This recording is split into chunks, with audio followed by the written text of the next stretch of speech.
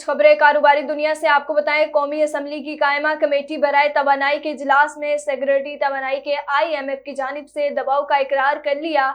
Secretary तवानाई की कायमा committee को बताया कि गर्दिशी कर्जे को हम बढ़ा नहीं सकते। IMF का हम पर बहुत प्रेशर है। गर्दिशी कर्जे पर जो सूद आ रहा है वो अवाम पर पास करना है। जो भी IPPs को अदायगियां होंगी अवाम पर ही बोझ डाला जाएगा। पाकिस्तान स्टॉक मार्केट में आज मंदी का रुझान रहा, जिसके बाद सरमायाकारों को अरबों का नुकसान बर्दाश्त करना पड़ा। कारोबारी हफ्ते के 5वें और आखिरी रोज पाकिस्तान स्टॉक मार्केट में कारोबार का अख्ताम पर मनफी जोन में हुआ, जिसके बायस 100 इंडेक्स 60 पॉइंट्स कमी के साथ 78,045 पॉइंट्स की सतह पर बंद हुआ। याद रहे गुज़श्ता रोज स्टॉक मार्केट में 100 इंडेक्स 78,105 पॉइंट्स की सतह पर बंद हुआ था।